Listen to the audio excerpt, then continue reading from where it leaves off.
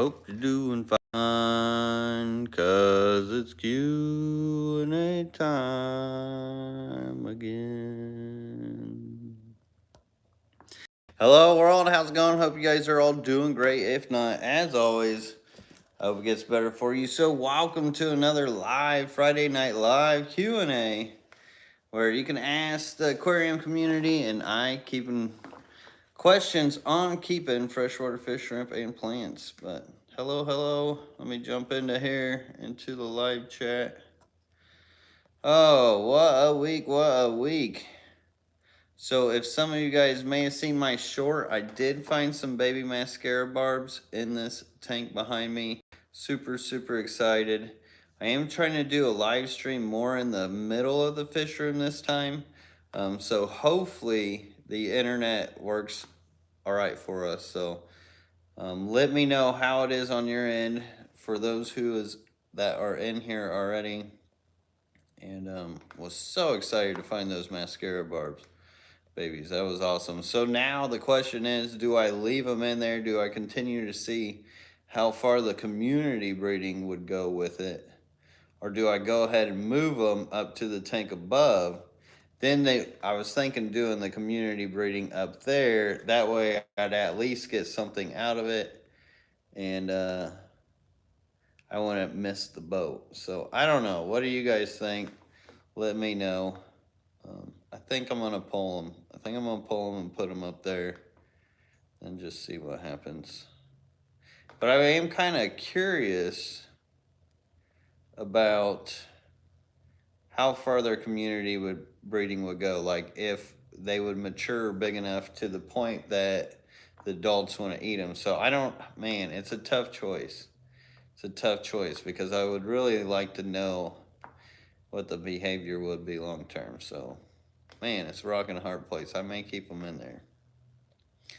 But hello, everybody saying hello in the chat. I appreciate seeing you all in here. And big thank you to you all that saw my short where I mentioned that the Petco sale was going on. And I asked for a little support on my website with orders. You guys were absolutely amazing. A couple of you gave some awesome tips. Big thank you to you guys. You guys know who you were and are. And man, I could not thank you enough.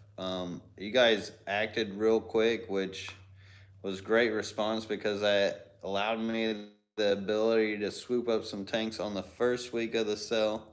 And now you guys have done so well on the website that I see a question here about the Pasco County meeting.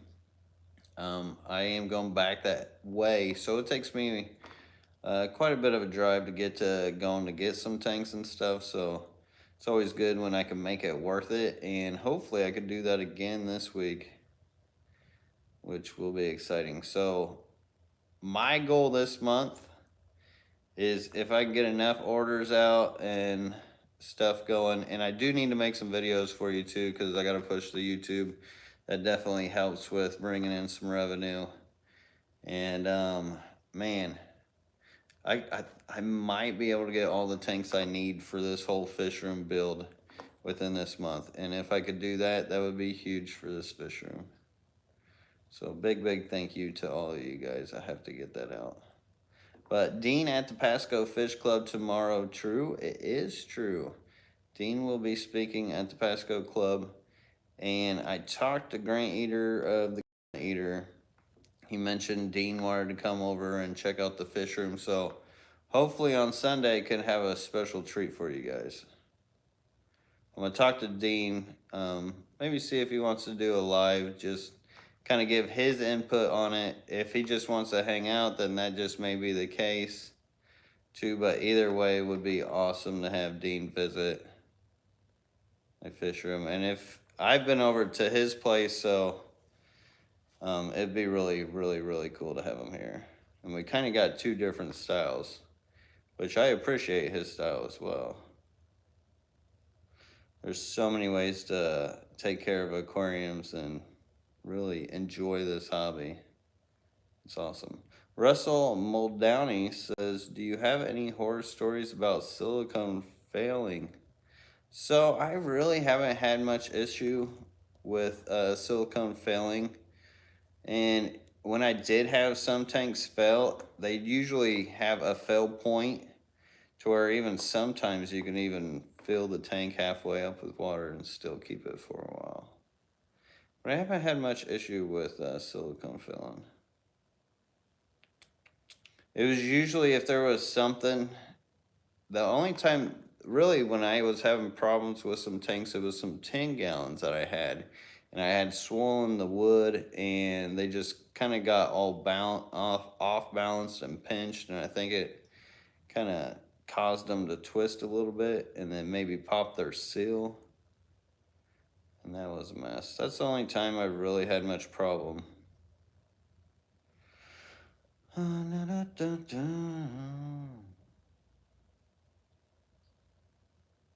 Kevin Rosenberg getting a Fat Boy 120 tomorrow. Sephora, nice.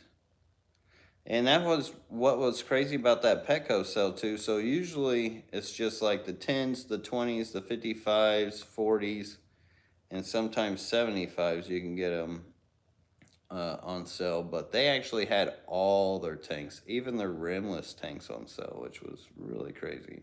There was a real nice cube. I was so tempted, but I was like, no. I need tanks. I need quantity at this point. So I actually stuck with a lot of the 20s. 20s seem to be my to-go-to tanks right now.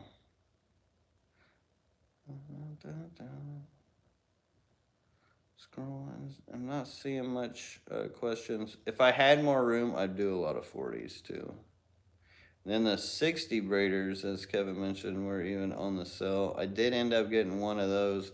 Those are kind of like a cut-off 75. Which actually 40s and 75s bought up real well. But I did swoop one of those 60s because it's such a neat footprint. Let's see. Hello to everybody coming in. Henry Figueroa says, how many more aquariums do you need to finish the build? I haven't entirely counted it, but it's not many more. I would say probably about maybe 40 more or less. 40 more or less, that doesn't make sense, but 40 or less, I'm thinking. I'm gonna start running out of space to store them here in a bit. I'm gonna have to start building some racks real quick, which is super exciting. And I'm really wrapping my head around my QT rack that I've been working so long on. It's just, oh, there's so many steps to it. But you guys will see in the future on the video of that build and why it's taken the time it's taken. Mario Velasco says, hey Lucas, happy Friday. So I just got a bag of angelfish from a local breeder but can't get home for another 4 hours. Should I open the bag to prevent nitrate buildup or should I wait? See now, I don't know. Some people would say do it and some people will say don't. I would say go ahead. If there's plenty air in there, go ahead and leave it in. It's only 4 hours. Just make sure you keep them at a decent temp. Don't overheat them. As long as it's like mid 70s, you're good. As far as temperatures, even low 70s, high 70s. Just keep them at a decent temp. Even if you go down to like 68. Because the colder they are, the slower their metabolism is going to be, so the less waste you're going to get in the bag. But sometimes the ammonia, the way that their waste hits with oxygen, say if it's been in a bag for a while and then the air gets to it, it can like trigger the ammonia from the waste if you open it. And I have seen it happen before, but you could usually smell that if that's going to be an issue. But if they haven't been bagged for very long, then more than likely you can just leave it open. But then you got to worry about splishing and sploshing, which could be a problem. But when I would go to conventions, I would literally get bags of fish. And sometimes the convention would be a few days. I'd always tuck them into a dark space like the drawer of a dresser at the hotel room or something.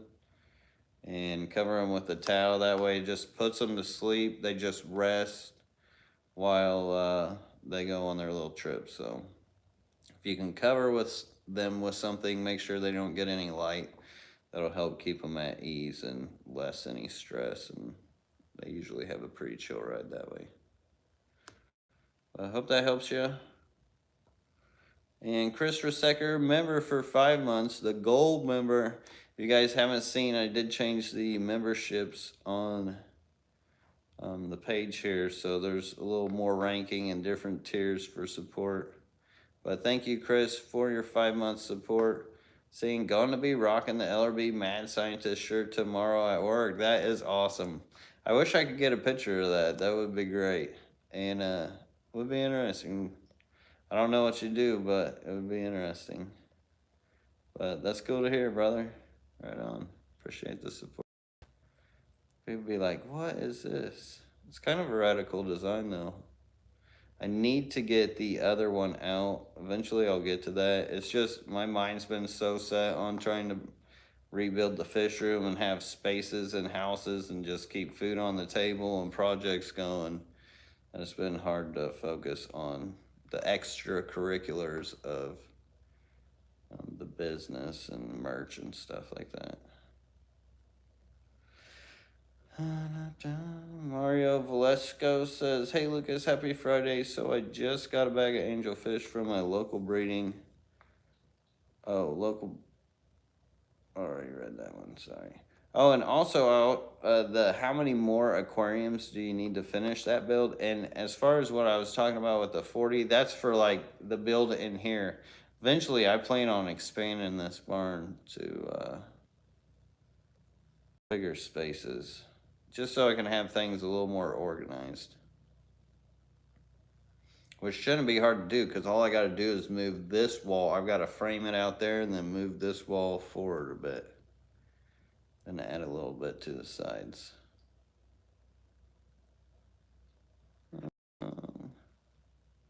Michael Kidd said, hey Lurb, what you gonna brew up for us in that 60 gallon? I'm not really sure. I'm not sure where I'm gonna put it yet. I'm thinking I kind of want 5 more of them, so I have 6 of them, so I can make a rack out of them. And then I don't know, I may just end up putting them in the middle. Now I was planning on putting a pond here, but I think it would be nice after I extend that wall over there to make that more of the pond area, and then have this more of like the catch-all for like fish that are ready to go out for you guys. And that way things are more systematic here in the fish room. And you'll see once I develop the fish room how things are kind of more organized to have their spaces and places. And oh God, it'll be so much nicer to deal with. I can't wait. I cannot wait. I've been putting all my energy into it. All right, ADHD Aquatic says, how many Starry Night cichlids for 150 gallon? I have 4 juveniles, Get Nippy, and the 60 gallon paired tilapia pollini. So I've never actually kept that or those. They're really neat looking. I have seen them. The only person that I really know them is Danikin Aquatics, which I see him down here. Just said, hey Lucas. So he is in here. Hopefully Danikin Aquatics can help you out with that question, ADH Aquatics. Because I have not kept them. Andy70 VW Bus, always great to see you around, says, does Petco have a sale price on 60 breeders during the half price sale? They do. They do indeed. Lakeisha Mills says, have you ever bred Emperor Gudgeons? Also, what's the best way to do a rack for shaped tanks? I've got a lot of nano bowls and rimless tanks. I want them on their own rack. So the best way to do that, I don't know. It depends on the look you're going for. If you want to make it like more cubicle, if you want them to have like their own individual cubby, or make it like more of a actual bigger shelf, and then you can put a couple side by side and they'll have different shapes and sizes. Here, let me turn you around here. Actually did this for all my miscellaneous, because I've got like 5 gallons, 2.5 gallons, 14s, 13s, all kinds of weird sizes. So I just stuck them all as so. And then I actually filled in the space where there's a couple cubby holes with some smaller tanks. It's like, well, I could squeeze these in here. So I don't know. There's multiple ways you could do that. And that's just really on the design of it. And with those bowls and stuff, they usually don't weigh too much. So, engineering it, I would definitely still use like decking screws and stuff. Make sure it's solid, but the Emperor gudgeons, I haven't bred. I've bred the Peacock gudgeons, but not the Emperors. Those aren't the big ones, are they? If they're the big ones, I know Danikin Aquatics has those as well. Those may be different though, from what I'm thinking. But if anybody can help Lakeisha on breeding those, I have never. With the peacock gudgeons, they're more of like cave breeders, so they like to go in little cracks and crevices, and the male will actually go in there, and the female will come in. They'll throw some eggs, and they'll attach it to like the top of like the little crack or crevice that they're in, and then the male will stay in there and fan them for quite a while, for like 3 or 4 days. May even been longer. I can't really remember. But he'll take care of them. But you want to get the female out so he doesn't have to worry about her and adding aggression and predation to the tank. Then sometimes they'll end up not eating their babies, but it is best to pull the male after you start seeing fry hatch. So they may breed the same similar way to where they'll breed in cracks and crevices. And the males will take care of the fry. Michael Kidd says, Lucas, have you seen our kept tiger teddy libers like a more elegant tiger striped Elise Killy? So I have. I kept the tiger teddies. They are slow breeders. They pop like 1 out a month or something. And do take time to get a colony up. But they are really cool library. Scroll, scroll, scroll.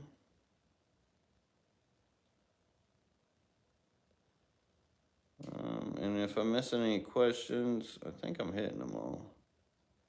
Lakeisha says, for the size of my living room, I would love to do it like a cubby style that I could maybe put under my wall mounted TV, or would have to fit in a really weird shaped space. So the next rack build that I'm doing is more of the cubby type style, which you might like. Especially since it's going to have an easy water change system as far as water going in, water coming out.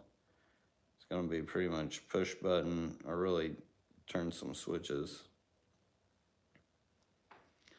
But I don't know when that video is going to be out. It's probably be a month until that video is out.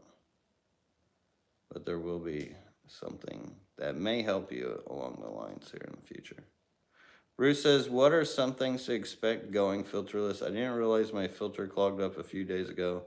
Everything was doing great without it. I almost kept it that way, but I talked myself out of it. You should have kept it that way. So the main thing that will happen from going filterless is you can start getting some either cloudy water or green water. You might see some algae start growing. And this is usually the aquarium finding its new balance between its microbiology.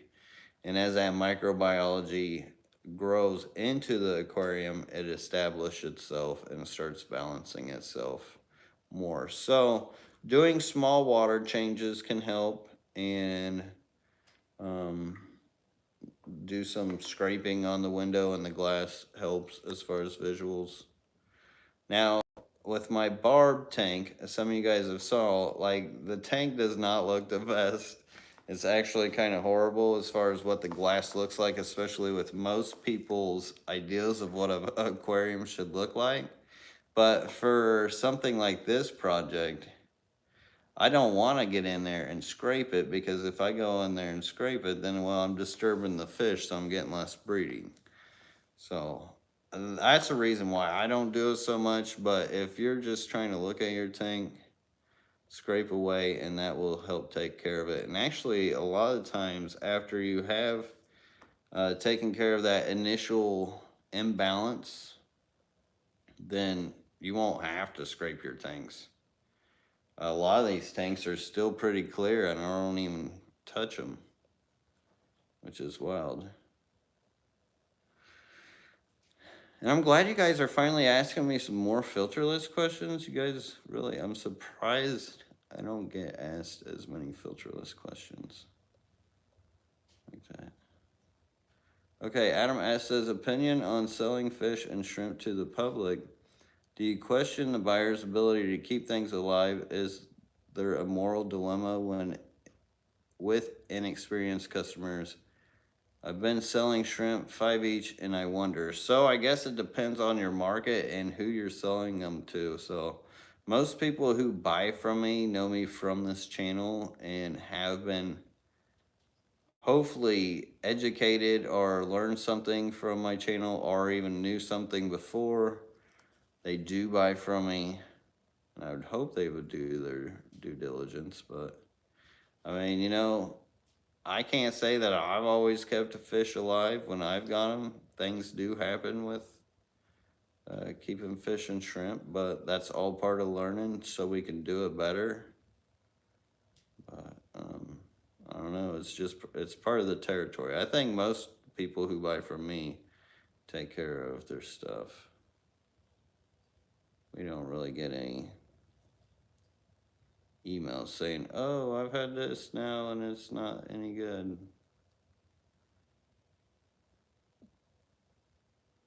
So as far as I know, they take care of them. I don't know. Krabby Chris says aquarium lily versus Taiwan lily planted in the substrate. I'm not sure what you refer to as an aquarium lily, like the red tiger lotus or something like that, the bigger nymphaea species. But either way, you can either float them or plant them. Of course, if you plant them, the Taiwan lily, it will string up to the top of the water. It actually goes crazy up off the water, but it doesn't always take floating on the water. So it's kind of weird in that sense. But the red tiger lotus, the bigger nymphaeas, they do a lot better planted in the substrate than floating. And those things can bulb out like crazy.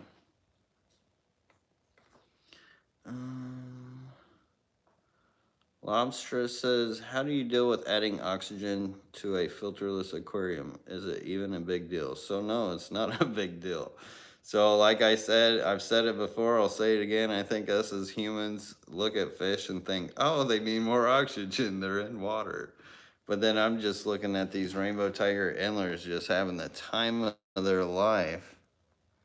Just breeding and flirting with each other, and like, you know, I haven't stirred that tank up in a long time, so I don't know. Many of them could go get oxygen if they wanted to, but I really think us as humans think they need more oxygen than they really do. Because even out in the wild, in a lot of their waters, they're not that oxygenated all the time unless it's been raining a lot. And there are some certain waters that are pretty aerated, but I mean, I even have Plecos in filterless situations. And no issues, and have done that for years. Same thing with hill stream loaches. I broke that myth that, oh, when I remember everybody, oh, you got to have a high filter tank. You got to move all this water to even keep those things. I stuck them in a no filter aquarium with some rock piles, fed them the granules, and they ended up community breeding. And they barely even had any light on their tank because the plants were so thick from all the growth. Coral Works says, what's your TDS on a no water change dirted tank typically look like at LRB Aquatics? Honestly, most of them aren't as hard as they should be here in my fish room now. I don't think it matters that much, to be honest, unless you're really trying to breed that soft water fish that requires soft water force eggs. And I've seen fish live in some super hard water. I've seen pretty much all these fish in my fish room and in the last fish room live in hard water, soft water, vice versa. It's more into keeping the fish comfortable and giving them a biologically sound environment that keeps their stress down, keeps their immunity good, and that's what really makes a lot of the difference. A lot of the difference. And if you got fish that are afraid, try floating something in their tank. That'll help pull them out, help feel them safe, make them feel safe and comfortable, because a lot of predation comes from the top. And if you follow these, then your water parameters really don't matter that much. I've learned that with breeding too here, like, because even though this water is kind of crazy, it's like soft water, it's like 170 TDS where I'm at now. I've got some tanks that are sitting lower than that because they haven't had water changes and the plants have uptake the minerals.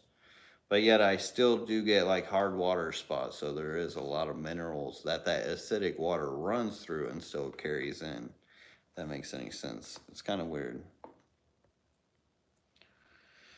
Let's see. I have to get back to where I was because I took my finger off the scroll thing here. And I do not like how my wrist has to sit on here. Hits me right where I broke it. I played football in high school. I chipped a bone right in my wrist where the tendon connects. Lakeisha Mills says, are there any fish you would not advise having in a filterless tank? So like your bigger cichlids, I would not keep in a filterless situation just because their waste is a lot more and it becomes harder to balance.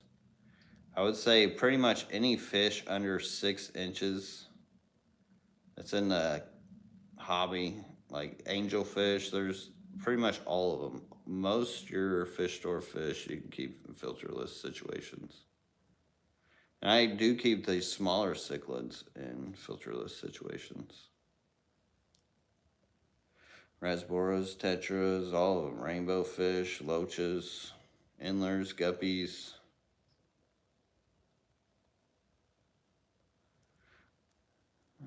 You name it. I tried to do Oscars in a filterless situation, and the algae would just go bonkers. Absolutely bonkers.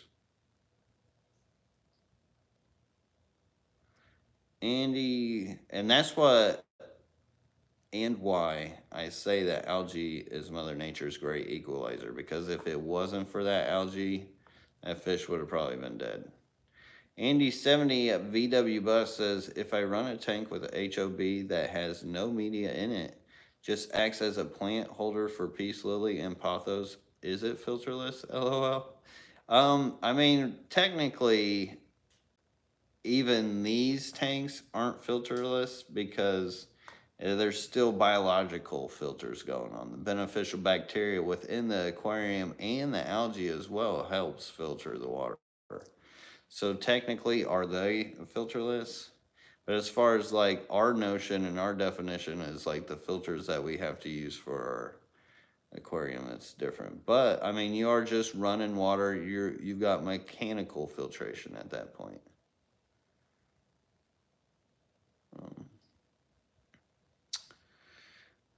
Let's see. But it is good to move the water around. It does help to move water around.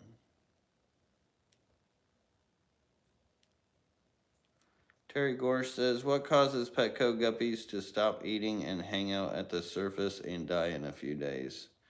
Probably something, more than likely internal parasites. They need to be dewormed. Either they want to hit them with some levomasol, or some bendazole. I'd probably hit them with the levomisol first. That tends to work better for the internals. Let's see. Scrolling. Michael Kidd says, Lucas, whatever became of your clam experiments, and how effective do you suppose filter feeding shrimp could be to the water quality? I would like to employ about 4 to 6 flower shrimp. So, as far as the clam experiment, it was non-maintainable. Eventually, the clams will die, and then you're just back at square one. It's hard to keep the clams alive because even if they do filter it clean, what happens then? Because after that, after they clean it, they don't really have a whole lot to feed off of. Then you got to start either feeding the tank green water or something that they can feed off of. So that becomes the problem. As far as the fan shrimp, they can help with debris, but they do prefer, I believe, I've never tested them in a filterless situation, but I do believe they do like that flow to actually catch the stuff from. So, yeah, I don't know. It would be interesting if the filtered fan filter shrimp would work in a filterless tank, especially if you got a fish that will kick up the substrate and stuff. They may be able to eat off of it pretty well because there is a lot of particles that can be suspended in the water and they could just go around and just catch them up like nothing. What happens is when you have filterless situations, you have a lot of more of these microorganisms living in the tank, in the environment, in the water column that these shrimp would naturally filter from. And I mean, it's crazy how much difference an air stone will make from that settlement, too. From that ability for these microorganisms to grow out more, for that food web chain that you try to obtain through nature. So saying that, I don't know if the clam experiment may do better in a filterless situation as well. But honestly, it's hard to keep them fed. But I do look at some of these tanks where I'm like, maybe it would be interesting to test it out again. But as far as like long term, like as far as fixing the solution with that, it's really, I don't think the way to go about it. Either got to look at the problem, like a lot of problems when I'll have in some of my aquariums and they'll get cloudy from a no filter situation. It's usually the fish. It's either a loach or a cory cat or some fish that just kicks up the bottom. If you're in a filter situation and you got water quality problems, then you probably just want to change your water. Don't clean your filter, but change your water. Because as beneficial bacteria builds up over time in your filter, it'll actually help with the clarity of your water. So in my old house where I had that 2017 Aquascape tank that I got from Aquatic Experience, that many of you guys may know, I had never cleaned that filter once since 2017. And back in, we had 2022 when we moved, that water clarity on that tank was one of my best, and it was just loaded with fish because as the water ran through that clogged up filter, it has a smaller micron passivity as far as what can pass through the filter and get through it. So since that beneficial bacteria is tighter, it's cleaner, it's absorbing all that stuff, it's catching all that stuff, it's eating all that stuff, that water would come out so clean. All right. So I hope that helps some of you guys out there. Let's see. Michael Kidd, oh, I already just answered. That's the one I just answered. Lakeisha Mill says, I have a lot of tanks that are probably underfiltered. Honestly, running with just sponges. I'm considering removing the sponges from a couple tanks just to reduce the load on my air pump. Yeah, I mean, go ahead. If they're nano tanks, anything you're keeping nano, those do not even need air pumps. They don't need anything at all. And I tell you what, that's the greatest part about the filterless situation, because some of us want to keep aquariums at our work or maybe in this like little cubby on our countertop or somewhere where we don't want to have to plug in a bunch of things and worry about stuff. The filterless aquariums definitely help take a lot of like the stuff you don't want to look at. And it honestly makes it easier to keep the aquariums.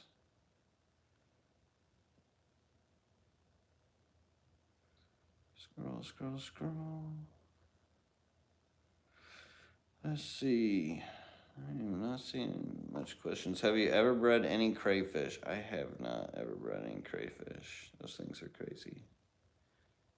You gotta set them up like all kinds of hotels and stuff. You gotta have a real proper setup. I've never even tried to tackle it.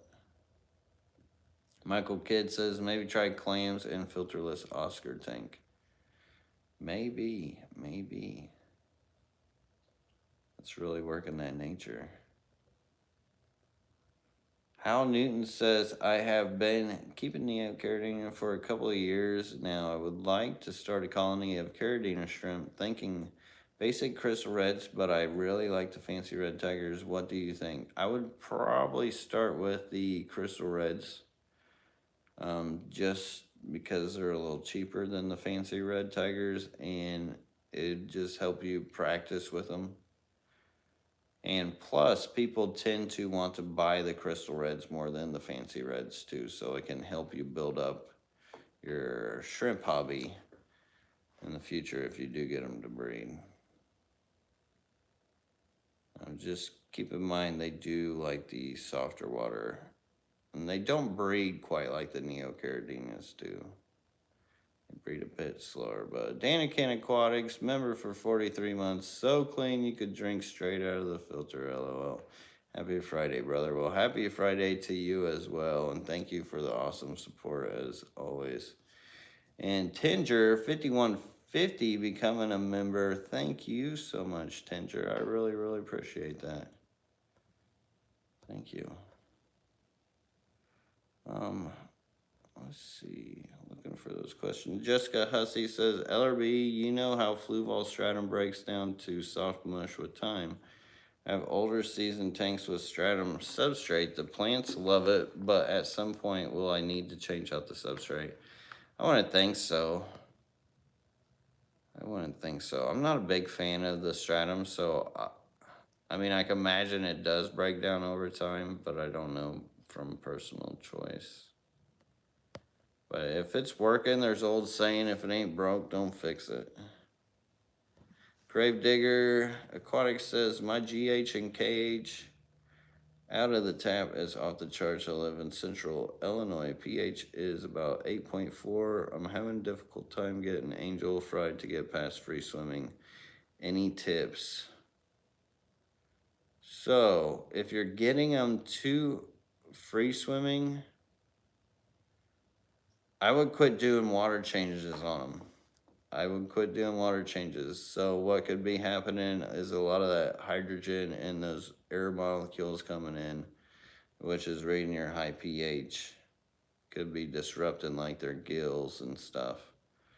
So, filterless, I'm telling you, filterless, no water changes, you will love it for fry.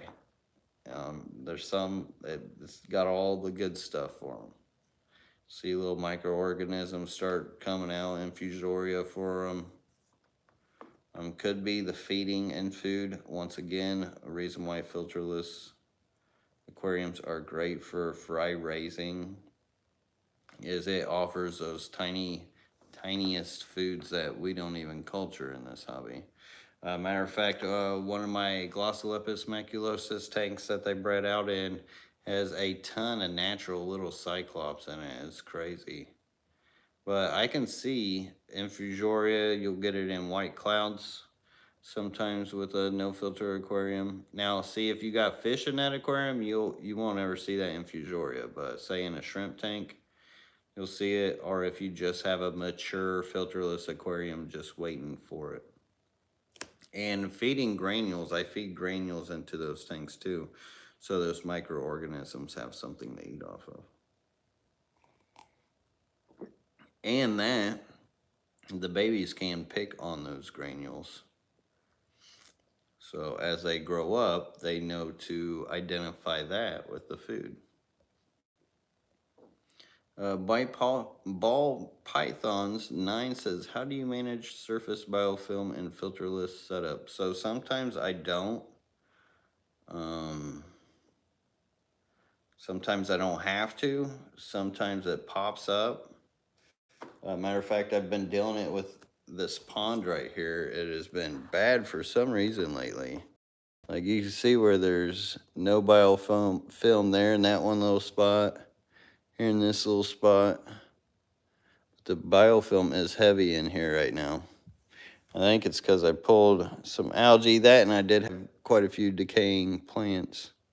But say if I wanted to fix this, some platies, guppies, rice fish, there's quite a few fish that will actually clean that up for you. So if I have like a filterless tank and like all these shrimp setups, I knew I wasn't going to have fish in there, and I wanted to be able to not have to worry about the biofilm so much, and ended up just bouncing rice fish around to help manage that. Now some people, and you can use like paper towel where you could put it on top and then just kind of swoop the biofilm off of it. There's also Indian almond, or the Indian, I think it's Indian tea oil or something like that. I know Melafix is what it's made out of. You just take a couple drops of that. That'll actually split and break up biofilm a lot too. Let's see. Henry Figueroa says, how do you hatch killifish eggs? So a lot of them are different on as far as the hatch rate and when to hatch them. And usually to tell when to hatch them is when you're looking at the eggs and they start eyeballing up. This is granted if you're doing it the dry method. Some of them you could do it the wet method where you just keep them in the water and they'll raise up that way. And some you have to do the dry method, which is you put it on top of peat moss, and then you want to pull the fungus ones away from the fertile ones, which usually you can identify those within the first week, usually the 3 or 4 days. And then wait your period, see those eyes, then add your water. And best to use like a RO water. Let the eggs hatch and then move them into aquarium water, into like a filterless setup. Those are great to raise up in filterless setups too. Pretty much all babies are great for filterless setups. Coro Works says, Ellerby, what about clams in the bottom of a daphnia culture? So that would be really tough because the daphnia culture is gonna feed a lot like the clam, and they'll end up competing for food, and eventually it would be hard to keep up with enough green water and food for them. And some of those copepods and stuff can attack clams as well.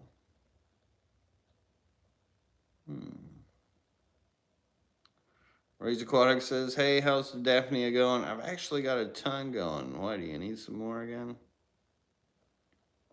Wish you would have texted me beforehand, though. Because when the lights start going off, it's harder to catch the daphnia. Mario Valesco says, hey, what's the best way to add substrate to a bare bottom tank? Would I have to cycle the tank again? No, so if you already got the tank going and you want to add substrate to it, just lower the level to like half the water, 50% water change, and then slowly add your substrate in, and then add some water. Boom, you got an aquarium. Heck, I'll do that with the fish in it and everything.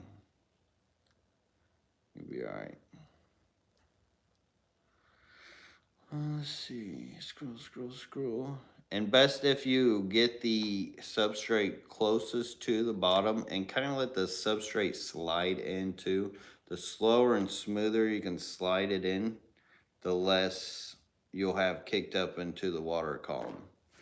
And another reason why you want to empty the water level lower is because as you add water to it, it'll help settle that back to the bottom too. But it'll help get that beneficial into that substrate already, which helps kick off the microbiology into the substrate.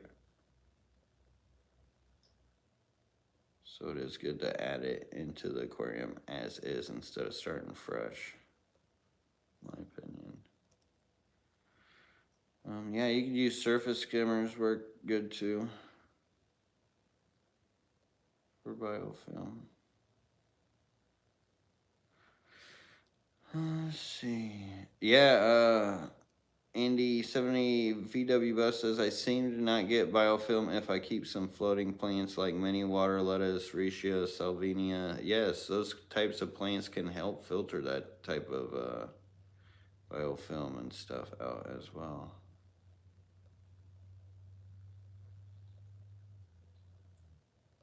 Yeah, snails enjoy biofilm. Sometimes those snails will leave the biofilm too. I've seen snails just track biofilm behind them. Sonny Gordon says, I lit the tank in front of the window, grow lots of green hair algae, and fed the bluefin killies with daphnia and left them alone with minimal water changes, and they have bred like crazy. Oh, I believe it. Less disturbance, the more you'll get as far as breeding and stuff. I believe it. The Harry Woodsman says, Lucas, I live in the country in East Texas. I do not have a mailbox at my house. Will you ship to a P.O. box? I know the two ladies that work in our P.O. and will call me when I get a package. Yeah, I ship to P.O. boxes. Actually, P.O. boxes are better to ship to than just a regular mailbox because you know that the post offices are going to be air conditioned and stuff. I don't have to worry about the weather so much with the P.O. box. Scroll, oops, hidden buttons here on accident.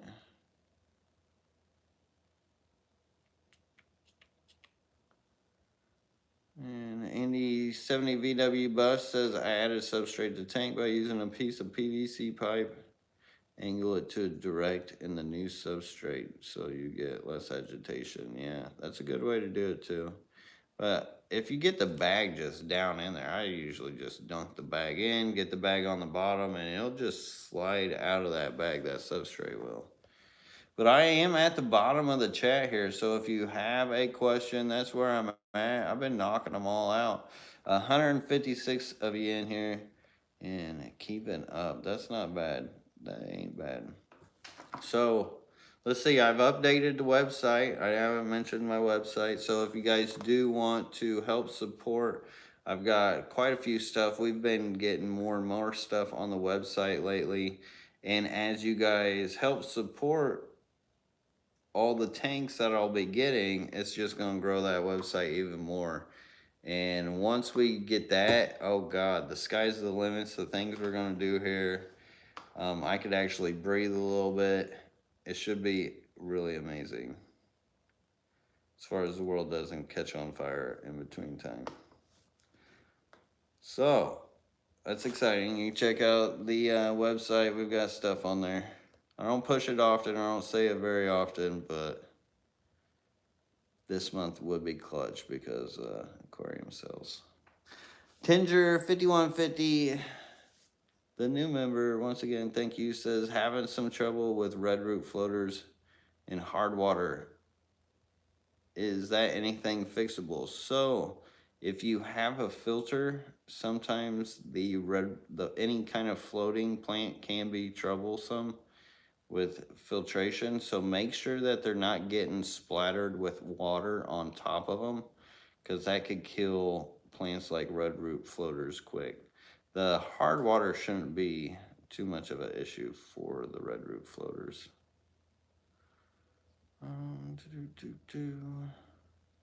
Let's see those baby mascara barbs. I don't know if we can see them or not because during the day they just run away. I think, well, I mean, we might as well do a walk about. Let's see. I honestly, this week, I have been trying so hard to just do a live in this fish room, but life has just been messing with me and just giving me things to do that I just did never get the opportunity to do it this week. Because Christmas, you guys know the dog, Christmas, he had gotten a girlfriend down the street and he went missing for a day. We figured that's where he was, and well, there's a boy who owns that dog. He's 13, and he brought him over. He's jumping on the trampoline and stuff. Was talking with him, just kind of like, oh yeah, the dogs can do their thing and take their time. Well, the boy lets the dog sleep with him at night, so now Christmas pretty much just comes and hangs out. Ooh, I see some. There they are. Let me get my shorts out of the way. Up underneath this filter. Now you guys want to get in the camera. But if you look underneath that filter, oh great, the lights just turned off. But up underneath their filter, that seems to be where all the babies are hanging out. They're probably eating. I haven't cleaned that filter forever. So they're probably eating a lot of that microorganisms. Your dog got adopted by another family, LMOA. Yeah, I'm thinking so. I think we bore him because he's got that, look at that blue just popped up on the mascara barbs like crazy with that light off. So yeah, we were keeping him at an outside dog. Just because we've got the cats, I can't let him into the house. Our cats got to have their safe space, and it would not be right, especially with one of our cats as old as she is. She just would not have it. So he just, at least he comes by and says hi. He's been doing that for the last couple of days. Comes by and takes a nap, gets some belly rubs. He doesn't even really eat over here, which is kind of weird. I don't know. It is what it is. He's a foundling. So, I mean, I can't like, oh, I gotta, my dog. That dog kind of does his own thing. He's a free spirit, that Christmas spirit. All right, well, I guess all my fish tanks are shutting off now. Are we gonna have time change here at some point? James Rutherford says, have you done musical tanks with the lipstick barb? So I have done musical tank with them, and it does work, but I usually only get like a couple out of it. With the method here with these mascara barbs, with those rock piles, I was gonna see if I could get more of a collective number out of it. And it does seem like I am getting more of a collective number because there's some babies that are like yay big. There's some that are even smaller. So there's a few different sizes of babies going on in there. A YouTuber says, how do you deal with culling shrimp? It would be hard. Can you eat them? Well, in some countries, they do actually eat them. As far as culling them, it's not that hard. You just go for the ones that you don't want in the aquarium, and then eventually they breed to know, like, oh, well, he's not catching this kind of color, and I don't know. It just works out down the line eventually. Some, it can be hard to deal with just because it takes time. That's really the kicker. Time and space. Clocks roll forward tomorrow night, Sunday. Oh, so that is actually happening soon. James Rutherford said that's how Florida people do dog exchange. I guess I'm becoming a real Floridian down here. I tell you what, my first winter down here, oh my God, I'm so sorry. I know a lot of my Midwestern people hate me right now, but God, I love it. It has been so great here in Florida for summertime, for my soul and everything. I just feel like a new person down here. Like, I know a lot of people were like, man, you're crazy for leaving up all that, the tanks and everything. Do it all again. But I'm as young as I'll ever be right now, so I had to do what I had to do to do what I really wanted to do. Coro Works says, Lucas, do you euthanize or feed your coals to fish, or do you just add your coals to a wild type tanker or some such? So I just add them to another tank. I could never just euthanize them. That's not, I could not. It's not in my thing. Now, if I had a bigger fish, like say a arowana, or I don't know what would be a good predatory fish to feed coals to. There may be, if I had one, I would probably utilize it sometimes. It depends on the fish. Because I've seen a lot of these fish that people would euthanize right away that would just live a long, long time. So I usually stick them in what I like to call a retirement tank. Let's see, all right, now the question's coming in. See, Mario Valesco says, I was showing my mother-in-law my shrimp tanks and she asked how much longer until they're edible size. I mean, not a bad question. I like shrimp too, especially get it with the surf and turf. All right. And, well, I am at the end of the chat, and there's no questions. So if you got a question, that's where I'm at again. Keeping up with y'all. 156 of you still in here. That's the same number I said last time, I believe. I don't know if that thing changes for me or not. Oh, no, there's 151. Some of you guys got tired of hearing me. But I guess I can cut this short. I don't know. But these pygmy chain loaches going bonkers here. They're living in their best lives right now. See them? I'm hoping to breed these things. They're nice and fat too. There's just so much daphnia in that tank. I'm trying to get them to clear it out. But I may put some rock. I need to get like rock piles in containers. I'm thinking they are definitely doing some not as normal behavior, because usually these guys are hiding off. Oh, it'd be so awesome to breed pygmy chain loaches. There's like no info on breeding loaches. And those have been one of my all-time favorites for a long time.